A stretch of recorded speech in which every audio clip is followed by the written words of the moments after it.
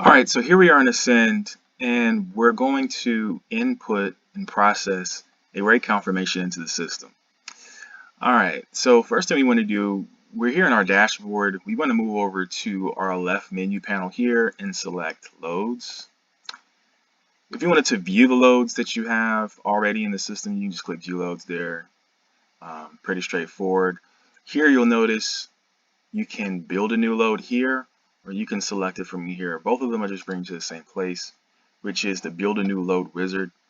And you can just build a new load from scratch if you felt like it. But why would you want to do that when you notice at the bottom you have all of these templates that have been created here for our company? I've done this just to kind of save us some time because, processing this paperwork into the system can be time consuming. So why not use a template? So that's what we've done. And you'll notice that some of these are broker specific. So for each truck and driver in our fleet has its own template. But you'll notice here, let's just say for this example, Vincent, he has a template for Assertus, BNSF, JB Hunt. All of these are essentially the same template, but the broker information obviously is different, just so I can save myself a few clicks, a few steps, and process this correctly and quickly every time without having to do it manually. So moving along to this example, in this rate confirmation, we'll be using a template for Cornell and Jonas step deck. And so what we'll do is we'll just go over here to click use, and it'll ask us how many do we want to create, how many records do we want to create, and we'll just keep it at one, but you could select more. So let's just say, for example, for Vincent, sometimes Vincent, he'll pick up 2 vehicles on his trailer. So technically those are 2 separate loads. So we wouldn't want to, because we have to process those loads separately, we have to invoice for them separately.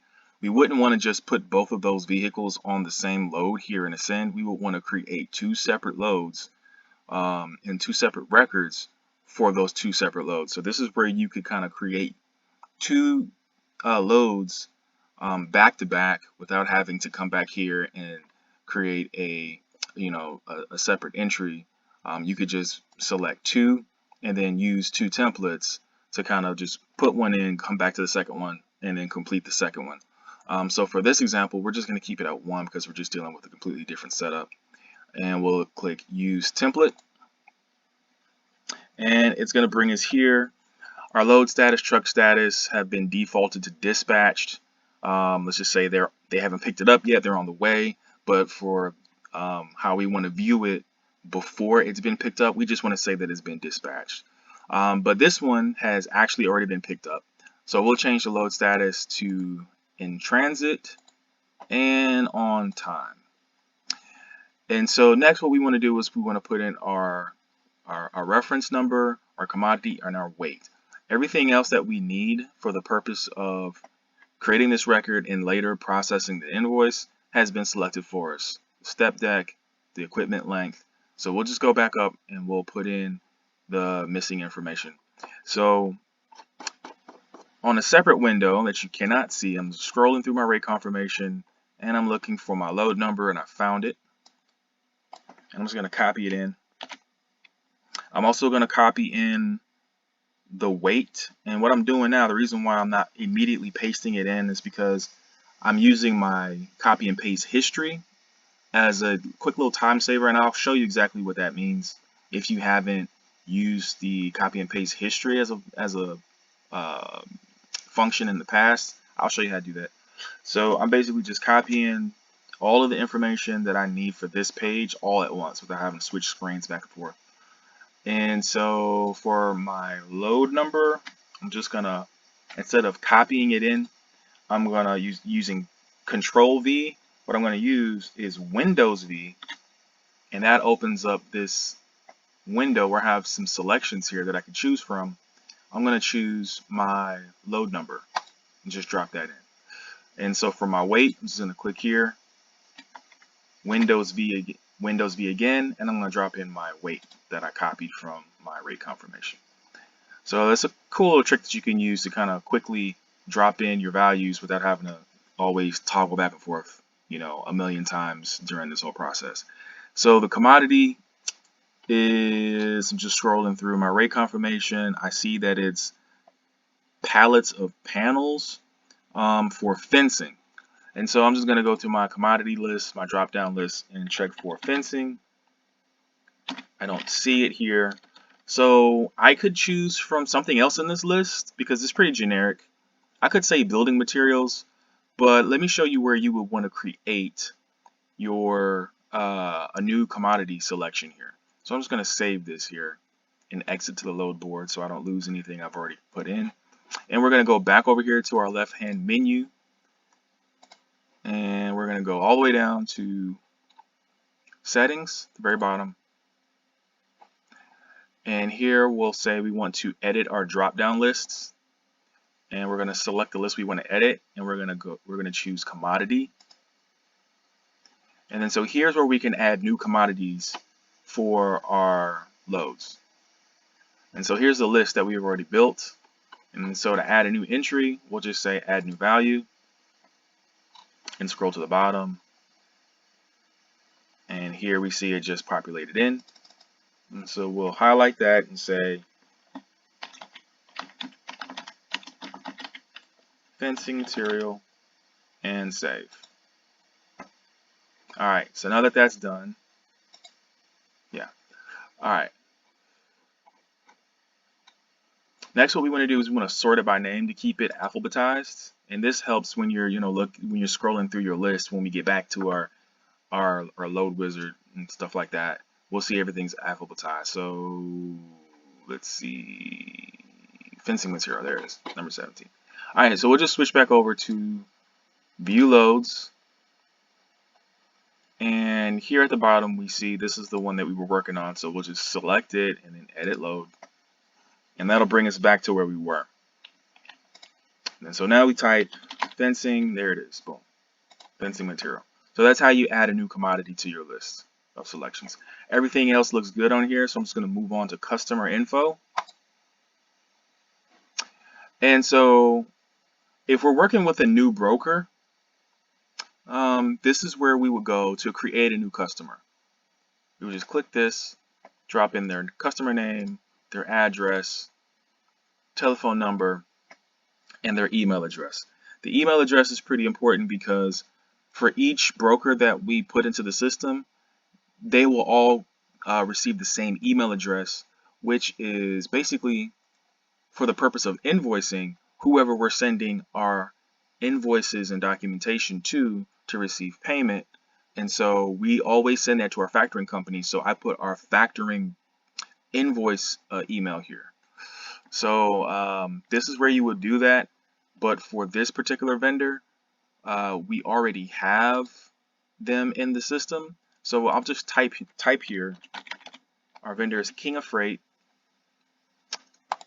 and you'll see that they are in the system. Their information automatically pops up, but it's missing the contact email, and this is where we want to put in our factoring company's email that we send our invoices to. All right, so that's that. And then so we're going to move on to carrier asset info screen. And thanks to our template, all this has been pre-filled out for us. So we see our driver is here, our primary contact is here, our power unit is the Volvo, that's their assigned truck and trailer. I'll just say flatbed. I don't get specific with the anything else beyond flatbed. It's just a flatbed.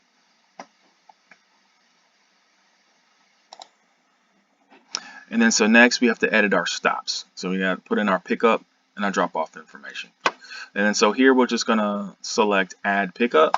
We're going to put in the shipper's information. And then so we'll click here to create a new location. And you'll do this every time because each pickup and each drop off is 99.9% of the time going to be unique every time. So we'll just click here to add it. And so I'm going to move back over to my other screen that has my rate con, and then what I'm going to do now is I'm going to use my copy and paste history again to kind of just grab everything all at once and then just drop it in here without having to switch back and forth. And so I'm selecting the shipper name, which is Guardier, copying that, and I'm also copying my shipper address as well as the shipper telephone number, if it has it. If you're lucky, it'll have a phone number in here. And so back on this screen, I'm just going to copy, paste it all in. So instead of Control V, I'm using Windows V to bring up my list. And then I'm just going to select what I want. And then come down here to address. Here's my first line of the address. Sometimes you can select both the street and stuff like that with the city, but this particular PDF was kind of acting funky, so I had to select and copy them separately. So I'm just going to put in my city and adjust this here, and then drop in my telephone number. Boom, and I'll also add it here. Boom, and that's it for that part. So we're going to save and return. And then so the second part that we'll want to put in is just cargo description and a reference number. So what did we say? It was fencing material. If I could spell. Alright, and so I'm just going to copy that because I'll need it later. And I'll add that to my copy and paste history list. Alright, and then so my reference number, I do believe I already have that in my list. So let's see where it is. There it is. Boom. And then so my date that it was picked up was on the 14th. And that's it. Save this stop. And so I have a new stop or pickup for this particular example. And so I'm just going to add my delivery. So same thing. We'll just go here. We'll add it. So I'm going to go back to my Raycon, grab my shipper information, copy that, grab my address, copy that, and my telephone number, which is looking kind of weird, but I'm going to copy it and then just edit it when I get over to the other screen here. Okay. So I'm going to paste in my delivery information, my delivery address,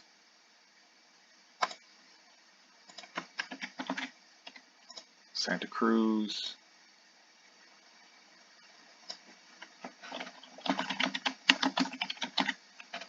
just to keep everything uniform, and then my telephone number, which got some extra characters in here, get rid of those, copy that, and then just paste it there. Alright, and then that's it. That's my receiver. So I'm going to save that information, return it, and then I'm just going to scroll down and add my cargo description that I've added to my list here, and we said it was fencing material, and the reference number, we'll just grab that as well, and it's scheduled to deliver on the 16th, so we'll just grab that. Save the stop. And that is it. If you had multiple extra delivery stops, you would just repeat that process for however many extra stops and then just keep building out your list there. But these are the only two that we need.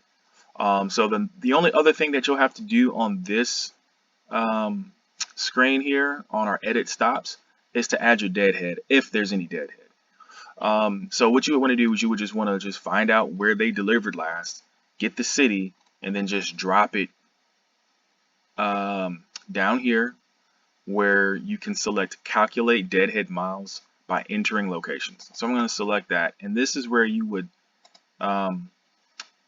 enter the city. So I know for this example they're delivering in Enos, well, they're actually picking up in Enos, but they also dropped off in Enos for their last load. So we'll say Enos, it should bring back 0. It's not. It's bringing back 3 miles for some reason, which is really no big deal. But let's just say that they delivered in Houston and traveled back up to Enos to pick up this next load that we just entered into the system. This is where it would calculate the miles there if you would have saved that. And that's good for our weekly revenue reports to see kind of how much our rate per mile and stuff is. This is why you would want to put in your deadhead, so that those numbers are also included into our overall weekly rate per mile. So it's very important that we put our deadhead in here. But for this example, I'm not going to put anything because I know that they're picking up in Enos, but their last drop was also in Enos. So I'm just going to keep it at 0. All right. All right. So we're moving on to our finances. And this is where we can record our income, our revenue that was generated from this load. All of these lines are pretty much halfway entered for us. So here we have our income line. It shows the total rate for this load. So we'll just work on this one first. We'll select this line and then we'll click edit. Click edit again. Okay. And so the income is coming from King of Freight. That's the broker. We're just going to select the broker there. Our category is pre-populated for us as a flat rate thanks to our template. And we'll just want to add the rate. So the rate for this is 4,300. Oh, I wish it was 43,000. Somebody's taking a vacation. So 4,300. And then our description line holds already pre-populated thanks to our template, as well as this check mark that we want to have checked for the total rate, which is $4,300, to show up and the description to show up on our invoice. And then so we'll save that. And then we'll notice all the updates here on the main screen. And then so down here is our expenses, our driver pay, dispatch pay, if there's a TARP involved. All of that is pre-populated and thought of in advance thanks to our template. So we'll just go in and we'll add the values for each line. So I'll select Cornell. This is a team situation, so we'll be working with payment splits between Cornell and Jana. And then so one at a time we'll open up each line. So Cornell, we'll edit his line. His percentage is 25%, but since it's a team, it's 12.5%. All of it, everything's pre-populated. We'll just add the rate for him. Let's see, 4,300 times 12.5% gives us 537.50. We'll just copy that over, paste him in, and save it. All right, so we'll give Jana, her percentage is 20%. So team situation is 10%. So we'll just take 4,300 and give her $430. We'll do your, say we got one for Ben. This rate will be 3%.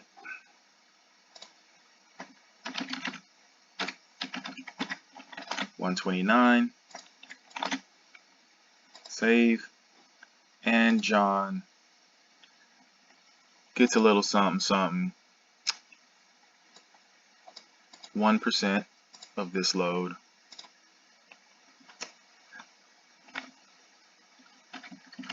Poor John, he only gets 1%.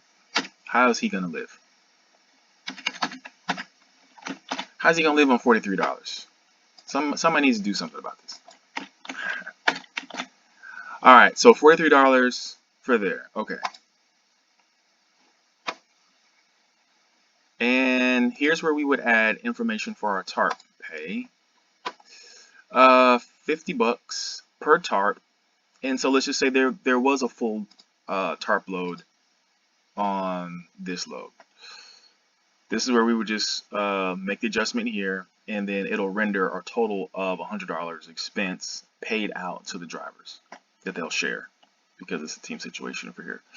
But I'm scrolling through my rate confirmation to see if this is in fact the case, and it is not. What I'm using, if you are able to select, text in the rate con, it's a live editable text situation. Sometimes, Adobe Acrobat will be able to search. If you're able to select and copy, let me see. Let me just bring this over. This is a cool little trick that I use to kind of make sure that I'm capturing a TARP situation if it's a TARP situation. So I'm able to select and copy. So that also means that I'm able to search. I'm gonna let Adobe Acrobat do the hard work. And I'm just gonna say I want to find TARPs, and I don't see any TARP matches here. So there's no TARPs on this load. If there was, it'll select it and highlight it and show me exactly in the rate confirmation where it is, and then I'll know, oh, okay, this is a TARP on this load. All right, so let me move this back. This way, okay. All right, so I'm gonna adjust it back down to 0 and say there's no TARPs on this load. And as a matter of fact, what I'm gonna do, take it a step further, I'm just gonna delete the line altogether. All right, so we have all of our values, and then so we're done on this page. So next, what we want to do is we want to add our rate confirmation, the document itself. So we'll go to our load documents window, and here's all the system generated stuff that we usually never really use. So we want to add our own custom document, so we'll just upload it there. We'll select the document, and here it is. It's opened up my local drive here, and I can go straight to my RateCon for this week. This is my folder for this week, and I'll just select it from there. All right, and so what we want to do is we want to make sure that there's 4 pieces of criteria that are met for each document upload that we put into the system. We want to make sure that we have our load number, which the system will give to you, but we also want to choose from our suggestions of tags that we can select from, and we want to put in the broker name. So that's 1, that's 2, and then so document name, that's 3. That's automatically populated for us when we upload the document. And then so we just, last thing we want to select is our document type, which is our rate confirmation. The system calls it the carrier load confirmation that's been signed. And then so that's it. Those are the 4 pieces that we have to have. And the reason why we have to have them is because if any of these are missing, load number, broker, document name, document type, any of those 4 pieces are missing, when we push this over to the accounting side to process the invoice, it's not going to be able to find this document, and you won't even have the document that you need to get your invoice processed. So it's very important that when we're putting these into the system and we're uploading our documents, we want to make sure that all 4 of these criteria are met. All right, so next what we want to do is we want to click the upload button. All right, and then we'll just close out this window. And then so now we have our document uploaded. All right, and then so that's how we have just successfully processed the rate confirmation into the system. It doesn't usually take this long. It's usually just click, click, click, copy, paste, copy, paste, copy, paste. You can get it done in 3 to 5 minutes, if that. Obviously a little bit longer because we're actually just talking through the video and explaining, everything in the process. So, all right, so that is it. Happy processing.